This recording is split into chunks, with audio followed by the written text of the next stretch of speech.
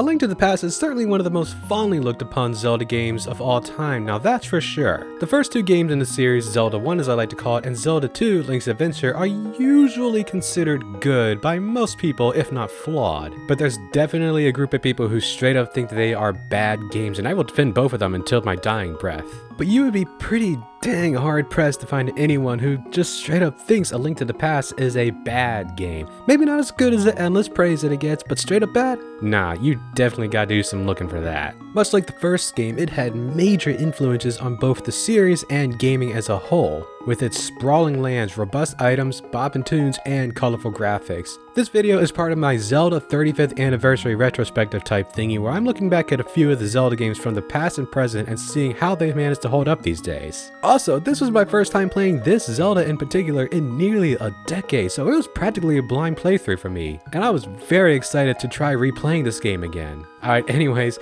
with all that gobbledygook out of the way, this is Vincent here at Just Gaming. Let's go ahead and begin with one of the most beloved games in the entire series, A Link to the Past.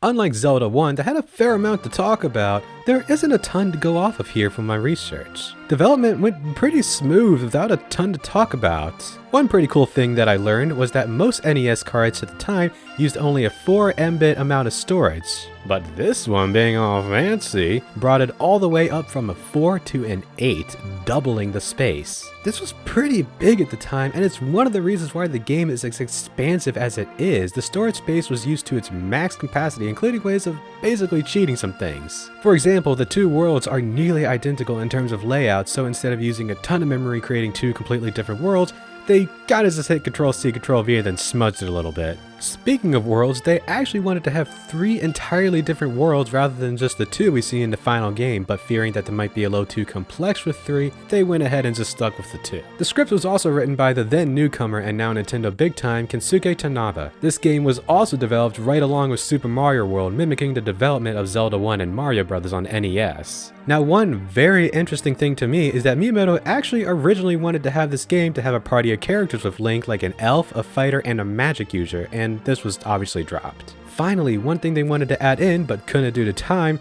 was fire burning across bushes and trees. This feature would however be later seen in the game Four Sword Adventures. Now the game would be released on November 21st, 1991 in Japan, and then April 13th, 1992 in North America. The game would receive absolute critical acclaim, and acclaim that is still felt by millions today. And now, just real quick, check out this ad for this game in Japan. It's like the greatest thing ever.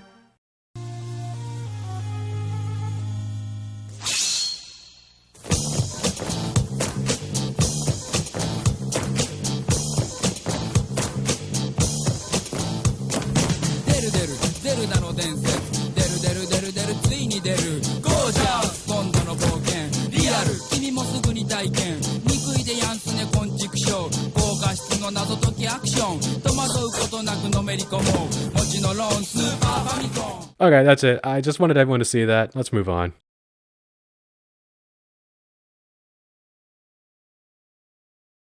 Alright, let's do this. The big part of video games, the gameplay. To say this game has good gameplay would be hecka underselling it, because man, it's really good here. Let's start with the overworld. Much like the original, it's big and sprawling with plenty to look around and explore, but it feels way less constraining and much more open here than it did in the original. This is partially due to the fact that it does away with the grid-based map and goes for much bigger and way more windy paths, but it still never gets confusing. That's partially helped by the fact that the map you get is way more detailed over the literal gray box that you got in the original. Not only that, but you get a whopping 2 whole maps, being the light world and the dark world. Now mind you, these overworlds are mostly the same with only a few differences here and there, but they still feel so amazingly different. I think that mostly comes from the fact that there are different types of enemies and placements of structures. I just love that how they were able to make 2 overworlds that are basically the same feel so different. The secrets in this game are way easier to discover thanks to the newer mechanics as well. The developers felt like having certain things like bombable walls with no indication that you could bomb them was too cryptic, and I'd be inclined to agree, to be honest. So they added things like cracks in the wall to indicate that you can go and boom them. You can also now slash the curtains to help reveal certain passageways and dungeons.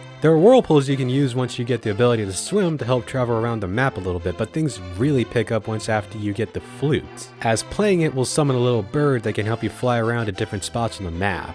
And you know what, while we're here, let's go ahead and just talk about the items in general. You get tons of items in this game, and perhaps even to a fault. You got all the classics. You got the bombs, arrows, magic rods, lantern, orb things, caps, magic mirrors, bottles, and just so much more. Now, some people who are a little bit harsher on this game tend to harp on how some of the items are pointless, and yeah, I can admit, some of the items are kind of just, you get them, you use them a few times, and then never again. But I don't know, that kind of thing doesn't personally bother me too much. I like getting stuff in my games, so even if they go a little bit by the wayside, I don't really mind it. Also, for the first time in the series, you can actually catch and hold onto fairies. These act very similarly to past games in that they heal you, but if you have a bottle, you can actually store them and use them whenever you need them. Also, a new feature with the fairies is that they can actually bring you back from the dead if you die, which is incredibly useful during boss fights, and they saved me, more times than I would like to admit. Now, another interesting thing is about how people tend to talk about the linearity of this game. Basically, some people say that the game is actually pretty linear and only fakes the feeling of an open world game. This is basically due to the fact that the game pretty well lays out every location of everything that you need, and while it isn't impossible for you to do stuff out of order,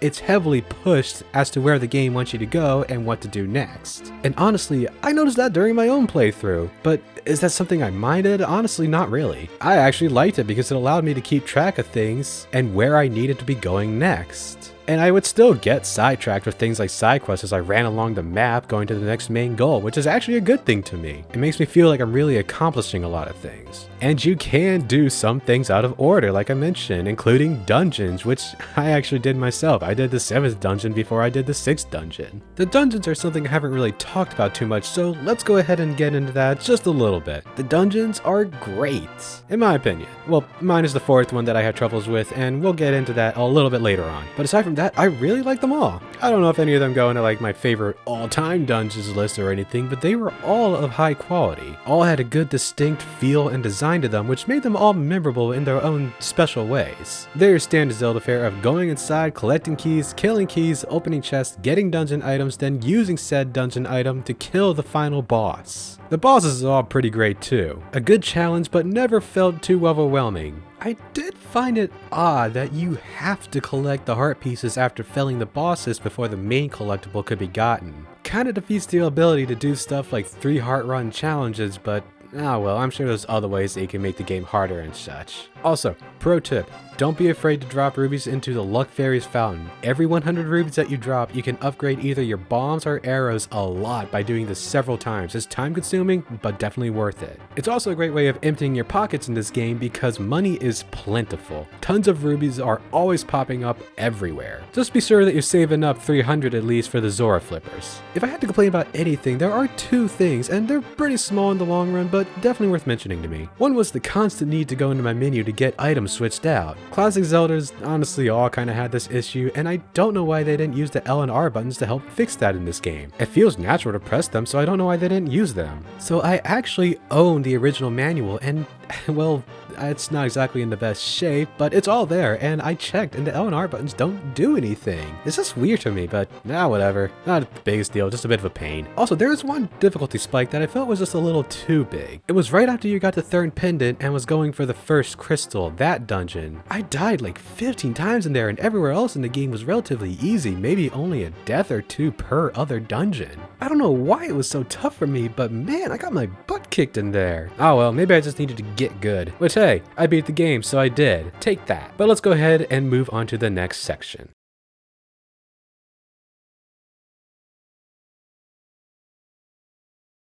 Coming back to us once again is the legend himself, Koji Kondo, doing the composing, arranging, and scoring, the triple threat. Now, while there is a lot of original stuff here, and that's all great, there is also a lot of rearranged stuff here from the first 2 games. Particularly the overworld theme, once again making you feel that drive to check every stone and bomb every wall to see if there's a secret there. The Great Fairy theme was also a big one that's new, and has been a mainstay in the series ever since. Zelda's Lullaby is also another new one, and it's such a great one, and it's one of the most beloved tunes from the entire entire series at this point. And the music from this game is still being remixed and rearranged for future Zelda games to this day.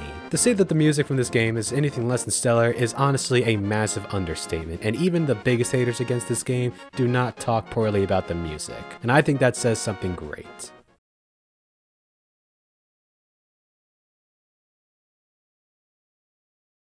This game is an all-time classic, but did I really need to tell you that? Come on, this isn't exactly a hot take. This has and always will be hailed as one of the greatest Zelda games to have ever been made, and just straight up one of the greatest games of all time. This also did get a port over the Game Boy Advance that even came with Four Sword Adventures, another mainline Zelda game. Now, I have played this version, but again, it's been over a decade, so I can't exactly 100% say for sure, but I hear it's a pretty good port. So if you can't get the original console and or game, then this is a good alternative. Now, what did I think of it? Well, I always thought it was a good game, but I never loved it as much as everybody else did. Now, has that changed with my recent playthrough after nearly a decade? Well, yes, actually. Now, sorry, but I still just don't love it quite as much as everybody else does. I'm not even sure if it's in my top 5 favorite Zeldas ever, but I do have a newfound appreciation for this game, and I'm really thankful for that. This has opened my eyes to see just how truly of a great adventure that the game is. And I absolutely think that it is a must play for any Zelda fan or any fan of classic gaming.